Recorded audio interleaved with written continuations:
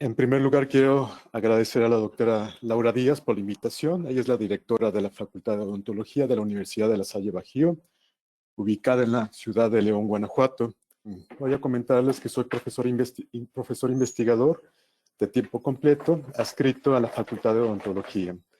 Y vamos a revisar una serie de información que tiene que ver con los aspectos de inflamación en diferentes patologías orales. El día de hoy vamos a, en primer lugar, a revisar los conceptos de inflamación aguda e inflamación crónica. Posteriormente vamos a hablar de la importancia de la reparación tisular, el manejo de varias inflamaciones crónicas como lo son la periodontitis, la osteomielitis crónica, la periimplantitis y finalmente daremos algunas conclusiones. Vamos entonces a empezar por definir la inflamación. La inflamación consiste en una respuesta protectora. Normalmente cuando nosotros escuchamos la inflamación, siempre lo asociamos como algo negativo, algo nocivo, algo que destruye nuestro cuerpo, nos provoca dolor. Pero al contrario, es una respuesta benéfica. La inflamación se presenta con el propósito de eliminar a un microorganismo, a una bacteria, algún virus que nos está ocasionando alguna enfermedad. Sin embargo, ese no es el único propósito de la inflamación. También podemos tener una respuesta inflamatoria séptica, es decir, aquella respuesta inflamatoria en la cual la etiología no se debe a un microorganismo. Esto principalmente se presenta cuando nosotros tenemos un golpe o una fractura, y el propósito de esa inflamación entonces sería la reparación del daño tisular. Las causas, aquí vamos a indicar de la inflamación, aquí estoy indicando en rojo, las causas sean las infecciones, todos aquellos microorganismos. Sin embargo, hay varios tipos de inflamación en la cual son respuestas asépticas, es decir, no está involucrado un patógeno. En este caso, como ejemplo de inflamaciones asépticas, tenemos una respuesta a cuerpos extraños. Esto sobre todo se da cuando se colocan implantes o bien cuando desafortunadamente ahí se presenta la ruptura de una lima. También una inflamación aséptica se presenta en respuestas de autoinmunidad, de necrosis y a fármacos.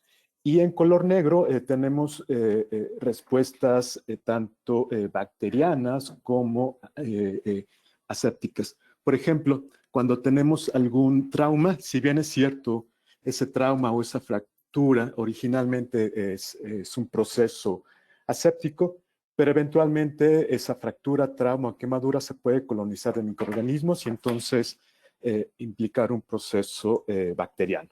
También cuando tenemos agentes químicos como son las toxinas y los fármacos. Las toxinas entonces secretadas por esos microorganismos, también podemos tener nosotros una respuesta de tipo inflamatoria. La inflamación proviene de la palabra de latín que significa inflamare y el significado es arder en llamas. Aquí como ejemplo tenemos la imagen del lado derecho. Es normal que a todos nos ha pasado que nos astillamos, tenemos una cortadura. Esa cortadura entonces es colonizada por diferentes microorganismos y posteriormente hay un reclutamiento de diferentes glóbulos blancos con el propósito de disminuir esa inflamación. La función de la inflamación, entonces, es principalmente la acumulación de proteínas plasmáticas de diferentes moléculas que se encuentran en el suero y que se están produciendo en el lugar de la inflamación. Y también la inflamación consiste en la atracción de diferentes glóbulos blancos, llamados también leucocitos, que son estas células en color azul, que se van a estar reclutando, infiltrando en el lugar del daño, con el propósito, en primer lugar, de eliminar el microorganismo responsable de la infección y posteriormente participar en la reparación del tejido. Clásicamente tenemos nosotros los 4 signos de la inflamación, los cuales son el enrojecimiento, el calor o incremento de la temperatura, el hinchazón y el dolor. ¿Por qué se presentan estos procesos? Principalmente por todas las moléculas y células que se reclutan al lugar del daño. La inflamación se clasifica de dos tipos. En una inflamación aguda, esta es una respuesta rápida en la cual principalmente van a estar participando las células de la respuesta inmunitaria, como son los neutrófilos y los macrófagos. También hay una acumulación de proteínas o una respuesta vascular. Y algo importante de esta inflamación aguda es que en la mayoría de las veces no tenemos un daño tisular, es decir, pocas veces observamos un proceso de necrosis. En cambio, la otra tipo de inflamación, que es la inflamación crónica, se presenta a tiempos más largos. Principalmente las células involucradas pertenecen a la respuesta inmune adaptativa, principalmente los neutrófilos y algunas células de la respuesta inmunitaria, como son los macrófagos. Tenemos la acumulación de tejido fibroso y principalmente en la respuesta crónica vamos a tener un proceso de daño, es decir, una necrosis. Aunando un poco más en los mecanismos de la inflamación aguda, las principales células que participan entonces pertenecen a la respuesta inmunitaria. Las primeras células en infiltrarse en el área del daño son los neutrófilos. Los neutrófilos, por ejemplo, en humanos, son los glóbulos blancos más abundantes en la sangre. De todos los glóbulos blancos en la sangre, entre el 40 y el 60% pertenecen a los neutrófilos. De ahí su función. Su función en la inflamación y en las primeras células en responder. Posteriormente de la acumulación de neutrófilos llegan los macrófagos. En sangre periférica los porcentajes van del 3 al 5%. Estos macrófagos, que en realidad en la sangre se llaman monocitos, se infiltran al tejido dañado, se convierten en macrófagos y ahí realizan diferentes funciones. El día de hoy voy a tratar de convencerlos de que los macrófagos tienen una función muy importante en el proceso inflamatorio, que casi no se le pone mucha atención, casi no se le da la importancia debida. Tanto los neutrófilos como los macrófagos, su principal función sería la eliminación del microorganismo. También, durante la inflamación aguda, si es un proceso sistémico, vamos a tener también una respuesta de proteínas de fase aguda. Estas proteínas de fase aguda son sintetizadas por el hígado y las principales proteínas son la proteína C reactiva y el amiloide sérico de tipo A. Estas, al momento de producirse, van a destruir a los microorganismos. Posteriormente, si es que la destrucción del microorganismo o el proceso inflamatorio no se controla, la inflamación aguda evoluciona, se convierte a una inflamación crónica. En este caso, el estímulo sigue estando presente y las principales células en responder son los linfocitos. También se encuentran en menor medida presencia de macrófagos y fibroblastos. Y esa inflamación crónica, el principal propósito es tratar de eliminar al estímulo infeccioso. Sin embargo, dado que esta respuesta se sale de control, en otras palabras, se exacerba, entonces esta inflamación crónica termina ocasionando un daño tisular. Los componentes de la inflamación, habíamos mencionado que son proteínas que provienen de la sangre.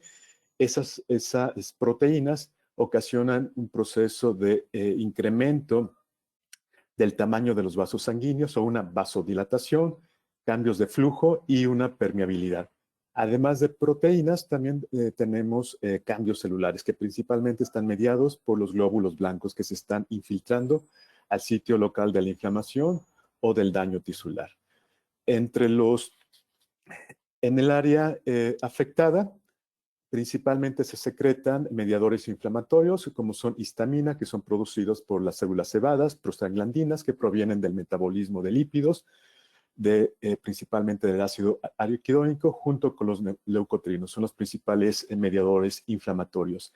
Estos tres Eh, y ocasiona, en la imagen de la derecha tenemos entonces una arteria, tenemos una vénula y estos mediadores inflamatorios ocasionan entonces que los capilares sanguíneos se dilaten, ocasionando que el flujo sanguíneo se incremente y este incremento en el flujo sanguíneo ocasiona una vasodilatación que trae como consecuencia la sensación de un mayor calor, incremento de temperatura. Por esta vasodilatación se presenta un enrojecimiento en el área afectada. Entonces, esto es producto de proteínas que tienen una función inflamatoria.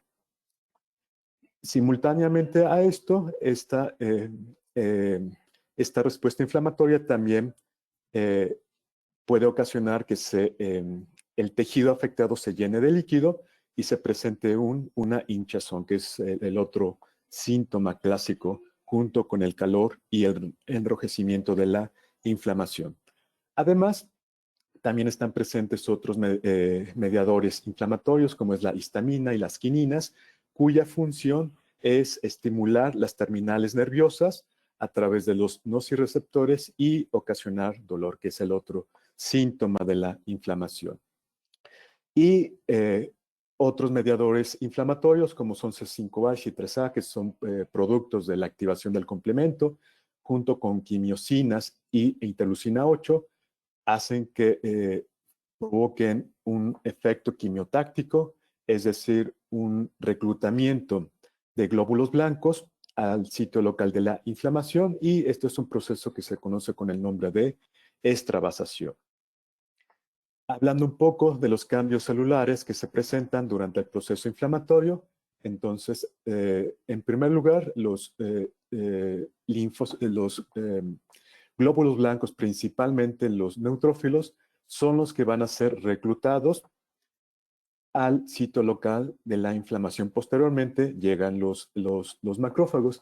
El proceso incluye una serie de cambios vasculares y celulares. El proceso inflamatorio va a hacer que el endotelio empiece a expresar ciertos receptores, que son las L-selectinas.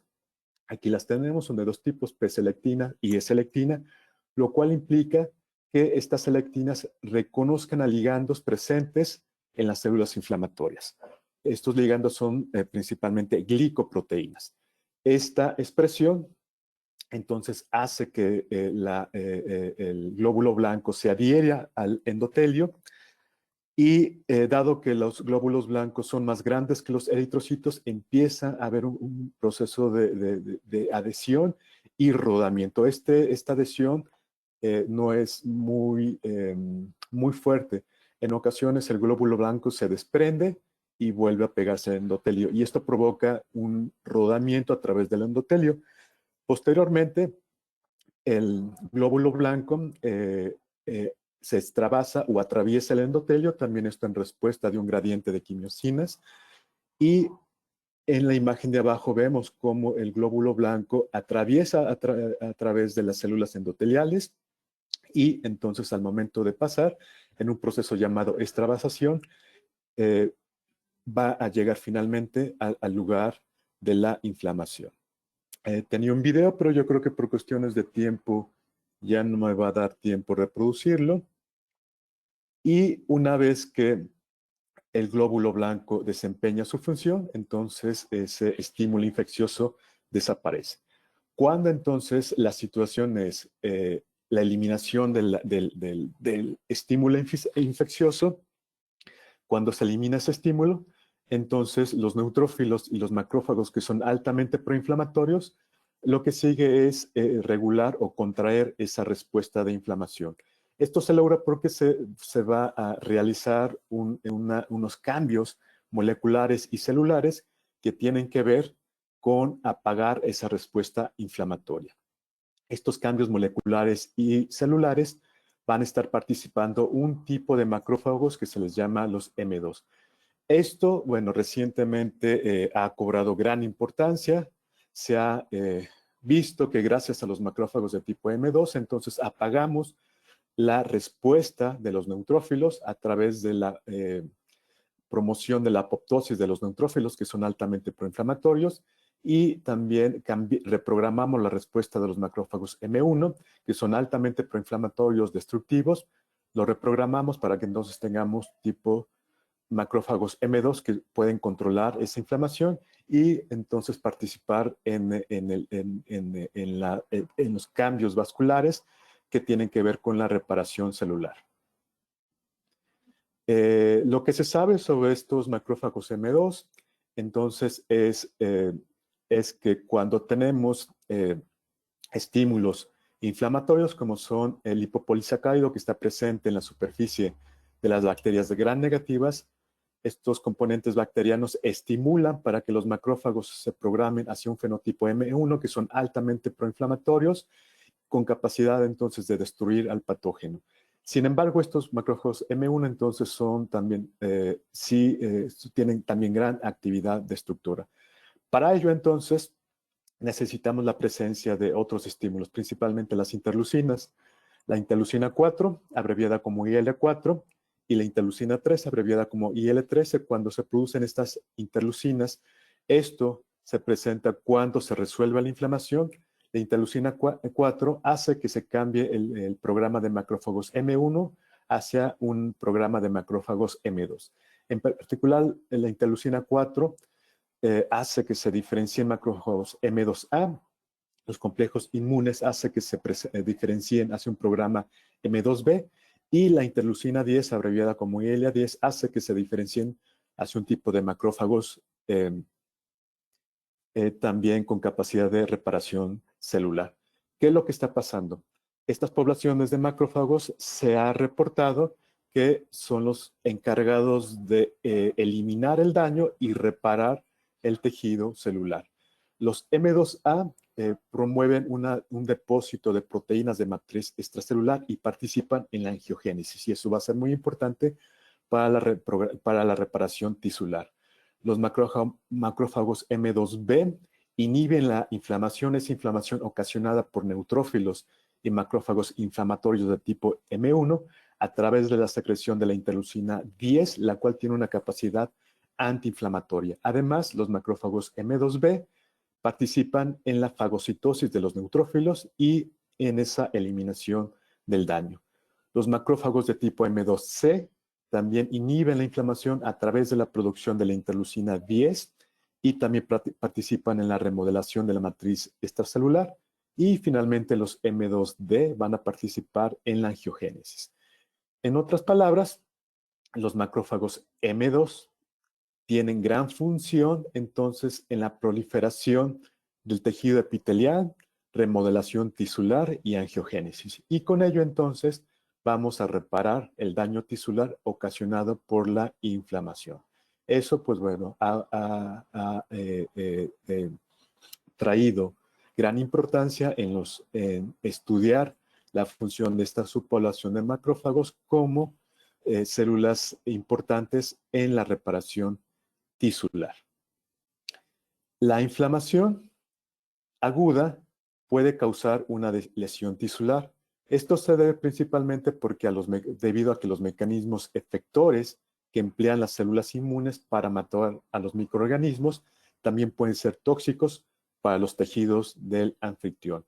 Aquí el mensaje es: cuando se sostiene esa inflamación, cuando no hay una reprogramación de los macrófagos M2, entonces esa inflamación aguda continúa, se puede exacerbar y eso ocasiona el daño. Entonces lo importante aquí es controlar esa inflamación para que entonces disminuyamos la presencia de macrófagos M1 y neutrófilos que pueden estar exacerbando esa respuesta.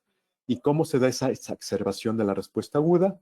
Principalmente porque los macrófagos M1 van a secretar citocinas proinflamatorias. Las citocinas proinflamatorias clásicas es el factor necrosis tumoral alfa, abreviado como TNF-alfa, la interleucina 1 beta y la interleucina 6. Estas citocinas entonces son las responsables principalmente de sostener esa respuesta aguda y que la respuesta aguda evolucione a una respuesta crónica.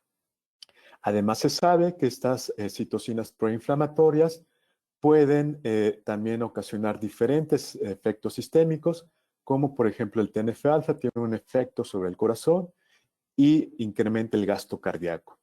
El TNF-alfa tiene gran efecto sobre las células endoteliales y vasos sanguíneos y puede ocasionar trombos.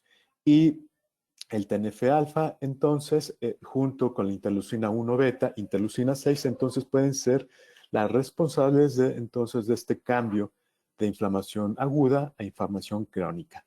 Y las últimas evidencias científicas, en el caso de la infección de la enfermedad de COVID, apuntan que esta tormenta de citocinas pudiesen ser las responsables de esa destrucción en el pulmón. Entonces, esto sostiene la hipótesis que las citocinas proinflamatorias, si se sostienen de manera prolongada y no se controlan, pueden ocasionar un gran daño a través de la inflamación aguda. Con estos antecedentes, entonces, a continuación vamos a hablar de algunos ejemplos en el área odontológica sobre la importancia de los mecanismos de reparación tisular, periodontitis y perimplantitis. Con respecto a los mecanismos de reparación tisular, ¿qué es lo que sabemos? El propósito entonces de esto es evitar que la inflamación aguda se convierta en crónica a través de diferentes fármacos y tratamientos que pueden estar controlando y disminuyendo la inflamación. Entre los diferentes fármacos, y además ya sabemos que hay diferentes factores de riesgo por los cuales los pacientes pueden desarrollar inflamación crónica, como son el fumar, alguna enfermedad sistémica como es la diabetes, la hipertensión, etcétera.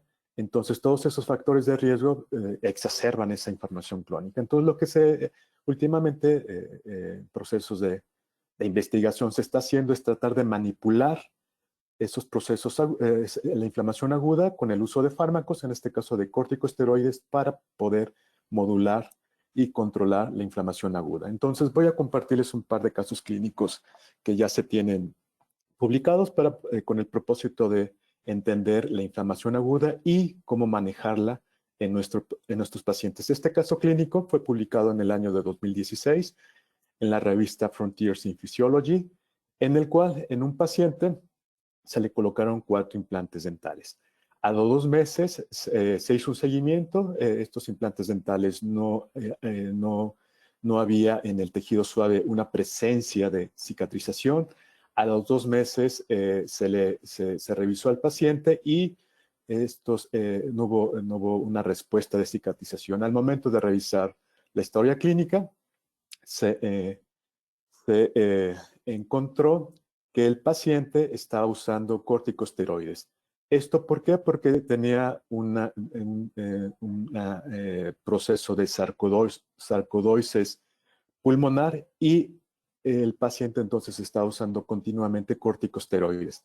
Se sabe que los corticosteroides afectan a muchas poblaciones de glóbulos blancos, principalmente disminuye la población de macrófagos. Entonces, indirectamente, estas evidencias entonces indican que indirectamente los corticosteroides evitan la diferenciación de macrófagos tipo M2 y por eso se está evitando la cicatrización. Entonces, esto es importante para el manejo adecuado y cicatrización correcta de los pacientes.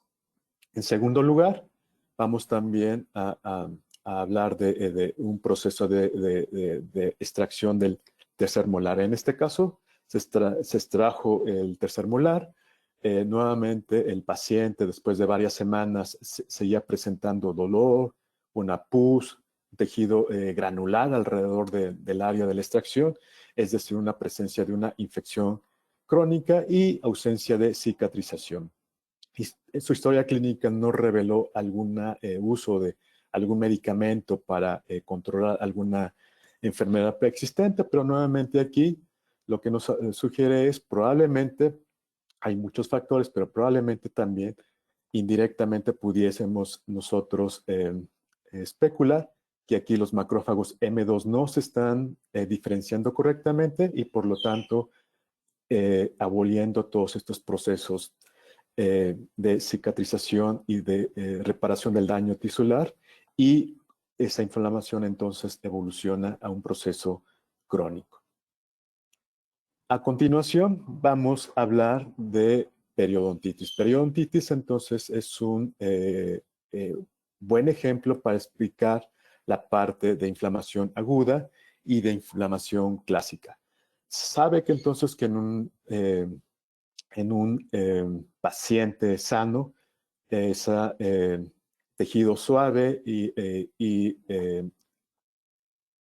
esmalte está colonizado por bacterias benéficas, como son principalmente bacterias gram positivas, aeróbicas. Sin embargo, cuando existen diferentes factores de riesgo, como la edad, la dieta, diferentes condiciones sistémicas y el fumar, esa microbiota entonces pasa de ser gram positiva aeróbica a ser gram negativa, anaeróbica y con capacidad proteolítica. Entonces empieza a haber una enfermedad periodontal.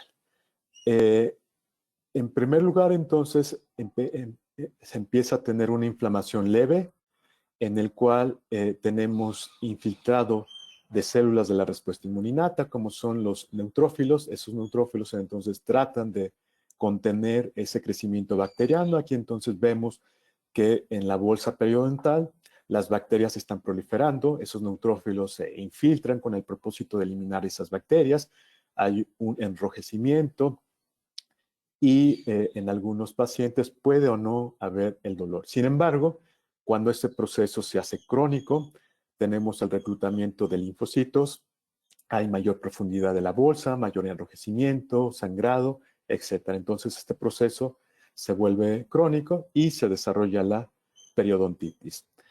Clínicamente, pues se ve que hay una profundidad de bolsa de más de 6 milímetros, sangrado, etc. Esto, entonces, se ha reportado que en el líquido crevicular se empiezan a producir diferentes mediadores proinflamatorios, como son las prostaglandinas, las metaloproteasas.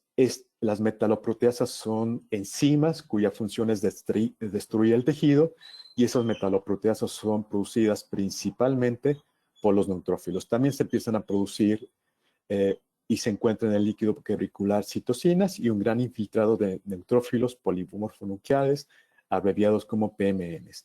En otras palabras, el líquido crevicular posee una función protectora para contener la proliferación bacteriana. Sin embargo, esa proliferación bacteriana continúa, la respuesta inmune se exacerba, y entre las principales mediadores inflamatorios que se producen son las interleucinas, en particular la interleucina 1 beta, que esta es producida por el macrófago. Esa interleucina 1 beta se sabe que hay diferentes bacterias que pueden estimular la producción. Entre ellas encontramos la Porphyromonas gingivalis, que estimula entonces la producción de interleucina 1 beta a través de un componente intracelular que se le llama el inflamosoma NARP3. El inflamosoma entonces es un sello de proteínas que responde ante procesos infecciosos, se activan. Para la producción de interleucina 1 es importante la respuesta de la caspasa 1. La interleucina 1 normalmente se encuentra en forma inactiva. La caspasa 1 corta a la forma inactiva de interleucina 1, que se llama prointerleucina 1, y entonces tenemos la secreción de la interleucina 1 beta en el líquido crevicular. A continuación, entonces, les voy a platicar sobre un manejo a través de la interleucina 1 que se está realizando para poder controlar la periodontitis. Hay diferentes moléculas que pueden entonces bloquear la producción de la interleucina 1 beta. Una de ellas es un anticuerpo que se llama anakinra. Este entonces se pega al receptor de la interleucina 1 beta para evitar la respuesta proinflamatoria de la interleucina 1 beta. También hay diferentes fármacos, como son el Arcalysis y la Ilaris, que tienen como función inhibir la interleucina 1 beta. Estos efectos se han realizado están siendo utilizados en pruebas preclínicas, desafortunadamente no han dado los resultados que se esperaban para controlar la periodontitis. Esto principalmente porque la interleucina 1 beta no es la principal interleucina que se produce durante la periodontitis. En la periodontitis también tenemos producción de interleucina 12, interleucina 18, interleucina 35, interferón gamma. Todas estas citocinas entonces van a participar en el proceso inflamatorio. Entonces, estas evidencias sugieren que es complicado entonces controlar la periodontitis simplemente con evitar la producción de una de las múltiples citocinas que se producen. Lo que sí ha dado resultados es utilizar otro acercamiento, otro tratamiento. En este caso, es modular la respuesta de las células involucradas en la inflamación crónica. Lo que se está haciendo es utilizar una molécula llamada resolvina E1, abreviada como RBE1. Las resolvinas son moléculas derivadas de ácidos grasos, en particular del omega 3. La resolvina E se purifica a partir del ácido graso eicosapentaenoico y cuando se utiliza, se administra de manera tópica en el área afectada. Entonces vemos que sí ha podido ser capaz en revertir los procesos de inflamación aguda. Lo que vemos entonces aquí en la primera imagen, vemos aquí un proceso de periodontitis. Se trata únicamente con un vehículo, es decir, no hay presencia de resolvina 1, y vemos que a las 6 semanas ese proceso de periodontitis continúa y se hace más grande, hay recesión gingival, sangrado y pérdida ósea.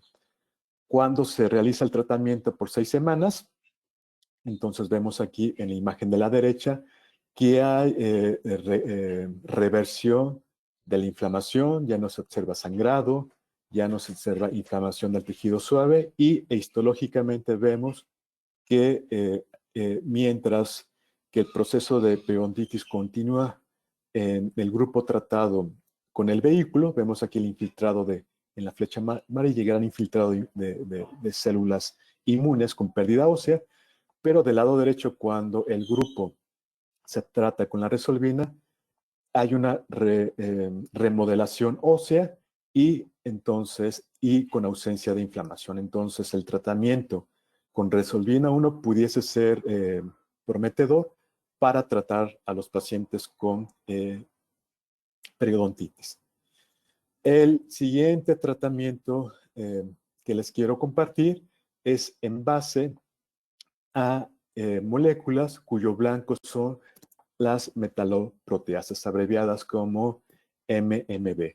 Lo que se está utilizando es un antibiótico derivado de las tetraciclinas. Cuando se utiliza a una dosis subóptima, no tiene ningún efecto microbicida. Esa dosis subóptima, entonces, su efecto es principalmente inhibir a la metaloproteasa 8. En periodontitis existen dos metaloproteasas que se producen principalmente, la metaloproteasa 9 y metaloproteasa 8. Estas se encuentran en el líquido crevicular. Cuando se utiliza la deoxiciclina, entonces inhibe la actividad de las metaloproteasa, en particular la 8, y incluso este tratamiento ya está aprobado por la FDA. Lo que se hace entonces es administrar en una tableta 2 dosis diarias que contienen doxiciclina, 20 miligramos diariamente. Si se hace un tratamiento por 3 meses, se ve que el paciente responde favorablemente y disminuimos esa enfermedad periodontal. Entonces, esto ya está aprobada por la FDA. Me parece que este medicamento aún no llega en México, pero bueno, les comparto esta información porque es importante conocer algunas medidas para poder manipular la inflamación crónica y realizar un buen manejo de nuestros pacientes. El otro proceso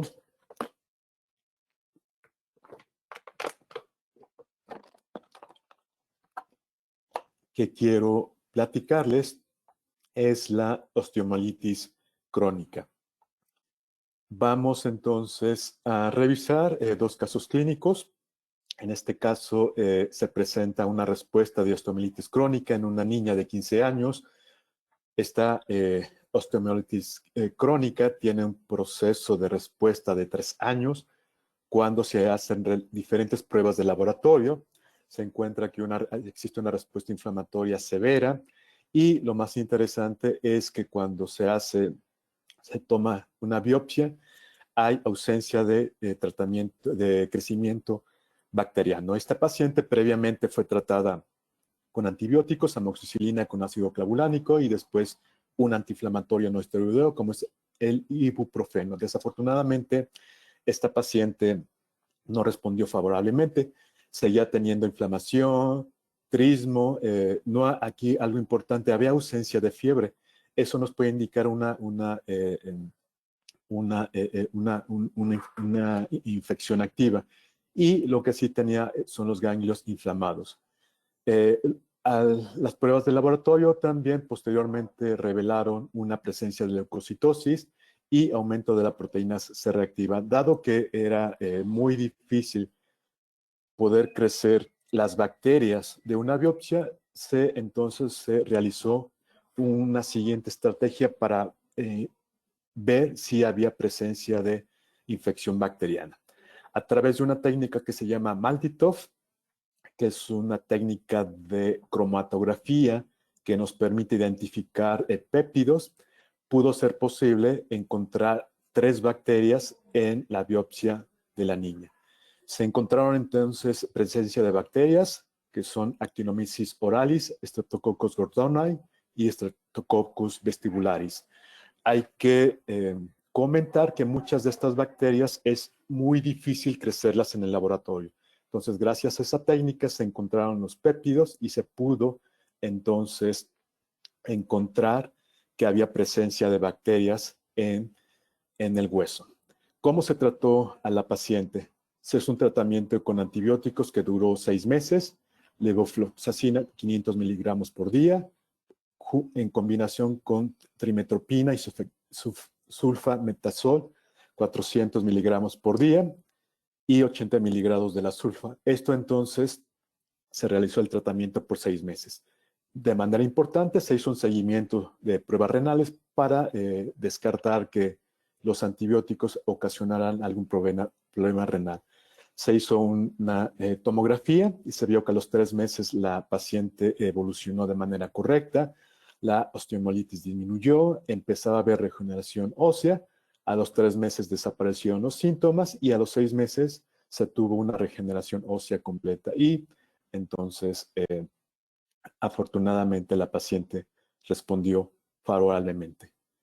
A continuación vamos a platicar sobre un proceso de osteomielitis crónica, pero de origen no infeccioso. Es importante entonces manejar correctamente al paciente si se trata de una infección o bien de un proceso no infeccioso. Ya habíamos hablado en la introducción que la inflamación se puede originar también por una inflamación aséptica. En este caso, vamos a hablar de una osteomielitis crónica de tipo no infeccioso. El paciente no presentaba cultivos de presencia de bacterias. Cuando se hizo una toma de una biopsia, se encontró que presentaba enfermedad ósea aguda. Los síntomas que presentaba era el dolor, hinchazón. Aquí de manera importante, no presentaba fiebre el paciente. El tratamiento que se hizo, dado la biopsia, se encontró que había una gran infiltración de linfocitos, lo cual pudiese sugerir una presencia de destrucción por parte de linfocitos citotóxicos. Entonces, lo que se hizo es un tratamiento con antiinflamatorios no esteroides, como es el naproxeno, a una concentración de 10 miligramos por kilogramo. Los antiinflamatorios no esteroides entonces van a batir la respuesta de los linfocitos y al cabo de 2 meses hubo una resolución de la inflamación. Entonces se concluye entonces que ese era un proceso autoinmune que ocasionaba la osteomolitis crónica, y el tratamiento no quirúrgico debería de ser la primera opción para el manejo del paciente. A continuación, les voy a hablar sobre periimplantitis, que es un proceso de inflamación aguda. Estos son hallazgos que hemos encontrado en la universidad. Este proyecto se está realizando en colaboración con el posgrado de prostodoncia e implantología. Son resultados preliminares, y ya estamos escribiendo un manuscrito para poder publicarlo pronto. Este caso, los datos clínicos de la paciente es de sexo femenino, de 60 años. En el implante se le colocaron 2 implantes. En la posición 44, ese implante desarrolló mucositis, y en la posición 45, el implante desarrolló periimplantitis, perdón. La historia clínica era una señora que padeció un cuadro de periodontitis de manera muy agresiva, perdió todos los dientes en la arcada superior y era alérgica a ampicilina. Los síntomas principales que presentaba, como vemos aquí del lado derecho, es un enrojecimiento del tejido suave y una acumulación de la placa. Lo que nos llamó mucho la atención fue la ausencia del dolor y del sangrado. La señora nos refería de que no presentaba ninguna molestia, se le hizo una revisión, no había sangrado al momento de introducir la sonda, y tampoco dolor al momento de introducir la sonda. Y lo que procedimos es al análisis del infiltrado leucocitario que se presentaba en la paciente. Para ello, entonces, realizamos un lavado con buffer amortiguador de fosfatos, abreviado como PBS, para recuperar las células de donde las recuperamos, de la bolsa periimplantaria. Realizamos un lavado, recuperamos las células en el tubito y posteriormente lo llevamos para realizar un análisis de laboratorio. En el laboratorio, todos estos ya son resultados que nosotros hemos generado en la Universidad de La Salle Bajío. Entonces, a través de citometría de flujo, caracterizamos el fenotipo de las células presentes en la bolsa periimplantaria. Entonces, lo que encontramos es, si fijamos nuestra atención en la tablita de abajo, utilizamos 3 marcadores celulares para caracterizar las células. CD45 es una molécula que se expresa en todos los glóbulos blancos. Se expresa tanto como en los leucocitos, granulocitos y neutrófilos. Utilizamos otra molécula, CD15, que esta se expresa únicamente en granulocitos y en neutrófilos. Y utilizamos un marcador específico de neutrófilos como CD66B. Entonces, en los análisis de citometría de flujo, vimos que había presencia de células a través del tamaño y la complejidad. Por citometría de flujo vemos un gran infiltrado de células, pero esas células eran muy pequeñitas.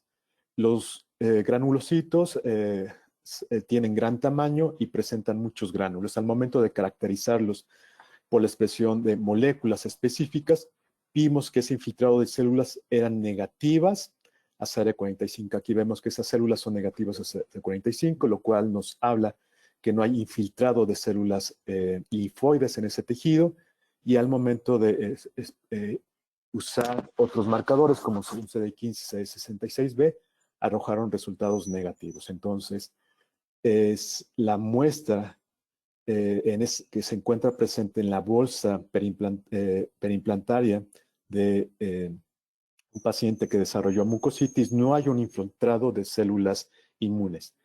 Cuando realizamos lo mismo, pero del implante número 46, que presentaba un proceso crónico, vemos que, a diferencia del anterior, por tamaño y complejidad, teníamos un gran infiltrado de células de granulocitos. Al momento de caracterizarlas, vimos que la mayoría de ellas, el 96.1%, expresaban la molécula CD45, es decir, son leucocitos, y al momento de caracterizarlos si son neutrófilos, vimos que expresaban la molécula CD66B y con ello confirmamos que entonces el infiltrado presente en una paciente con perimplantitis se están infiltrando principalmente neutrófilas y en este caso la señora no refiere presencia de dolor o de sangrado, pero sí de neutrófilos que normalmente se encuentra en infección aguda. Ojo, esto es infección crónica. El título de mi plática la titulé La inflamación como la punta del iceberg en diferentes patologías orales. Cuando realizamos una revisión de los pacientes, normalmente lo que vemos es la parte superior, es decir, ese dolor que nos refiere, ese sangrado, pero realmente los mecanismos celulares que ocasionan de todo el proceso inflamatorio crónico todavía no los conocemos bien. Eh, el día de hoy entonces les compartí cierta información sobre algunos fármacos que nos pueden ayudar para el manejo de los pacientes y principalmente los macrófagos de subpoblación M2, que son muy importantes para la regeneración tisular. En conclusión, voy a prender mi cámara. En conclusión, la inflamación tiene una función protectora en la eliminación de una infección, pero también participa en la reparación tisular. Esto es en una respuesta inflamatoria séptica. Sin embargo, la inflamación puede también tener un efecto nocivo. Sobre todo cuando se exacerba, no hay mecanismos de contracción de esa respuesta aguda, entonces esa exacerbación de la inflamación puede ocasionar la destrucción del tejido. Y en este caso, al entender cómo los macrófagos M1 pueden producir citocinas inflamatorias y sostener esa inflamación, y entonces prolongar la respuesta crónica, y al entender cómo los macrófagos M2 se diferencian para entonces resolver la inflamación es muy importante para que entonces podamos tratar de una manera adecuada a los pacientes. Y por último, es importante conocer los mecanismos celulares que estimulan la inflamación para realizar un mejor manejo adecuado de los pacientes. Y esto es todo por hoy. No sé si alguien tenga alguna duda o pregunta del auditorio.